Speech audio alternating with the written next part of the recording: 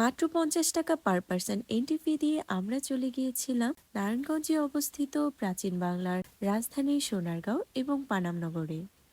Hello everyone, আসসালামু আলাইকুম। It's me Tania Islam and welcome back to my new video. Narayanganj জেলাটি ঢাকার খুব কাছাকাছি হয় এই ভ্রমণটি হতে পারে একদিনের জন্য সবচেয়ে সুন্দর আদর্শ ভ্রমণ। বেসিক্যালি সোনারগাঁও প্রবেশে এন্ট্রি টিকিট হচ্ছে ১০০ টাকা, সেক্ষেত্রে স্টুডেন্টদের জন্য সেটি ৫০ টাকা।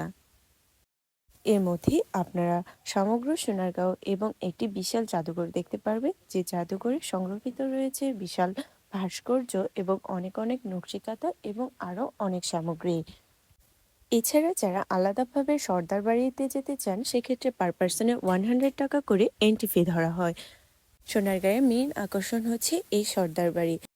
সর্দার বাড়ির ভেতরে রয়েছে কিছু প্রাচীন রাজমহল, যা দেখতে অনেক বেশি আকর্ষণীয়। যারা আমার মতো অনেক বেশি ছবি তুলতে পছন্দ করেন তাদের জন্য সর্দার বাড়ি হতে পারে একটি বেস্ট অপশন। এছাড়াও পুরো সোনারগাঁও আমার কাছে অনেক বেশি স্পেশাল লেগেছে, অনেক সুন্দর সুন্দর জিনিস রয়েছে এখানে দেখার মতো।